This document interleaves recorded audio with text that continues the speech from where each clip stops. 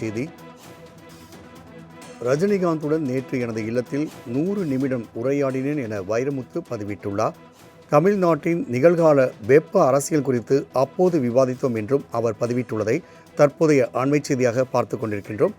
கூடுதல் விவரங்களை செய்தியாளர் ராஜேஷ் வழங்க கேட்கலாம். ராஜேஷ், 100 நிமிடங்கள் ரஜினியோடு உரையாடினேன், அரசியல் குறித்து கருத்து தெரிவித்திருந்தார் ரஜினி என்று தெரிவித்துள்ளார் வைரமுத்து. இது குறித்தான கூடுதல் விவரங்களை பதிவு செய்யலாம்.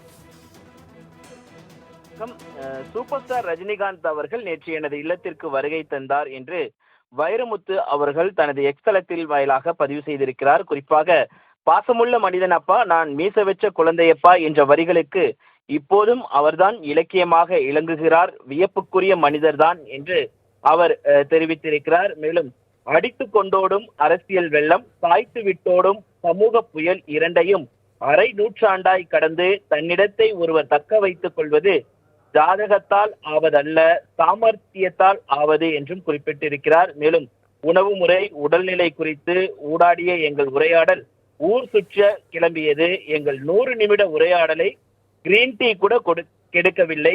தமிழ்நாட்டின் நிகழ்கால வெப்ப அரசியல் குறித்து விவாதித்தோம். ஒவ்வொரு தரவிலும் அவருக்குள்ள ஆழமும் தெளிவும் உண்மையும் என் ஆர்வத்தை தூண்டின.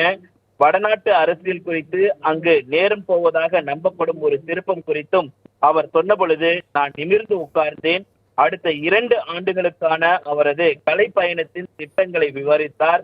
2027 ரஜினி ரசிகர்களுக்கு கொண்டாட்டம் ஆண்டாக இருக்கும், குறித்துக் கொள்ளுங்கள் என்று அவர் குறிப்பிட்டிருக்கிறார். மேலும், அவரிடம் முதிர்ச்சி தெரிகிறது, முதுமை தெரியவில்லை. இளமை இனிமேல் போகாது, முதுமை எனக்கு வராது, தமிழ் பொய்யாகவில்லை என்று ரஜினிகாந்த் அவர்களை டேக் செய்து அந்த எக்ஸல பதிவை அவர் வெளியிட்டிருக்கிறார். ராம்குமார். ராஜேஷ், தகவலுக்கு நன்றி.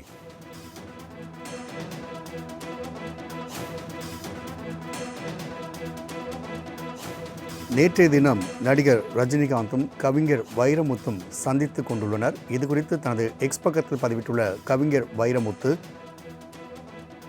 வடநாட்டு அரசியலில் திருப்பம் ஏற்படும் என ரஜினி கூறினார், நான் நிமிர்ந்து உட்கார்ந்தேன் என்று பதிவிட்டுள்ளார்.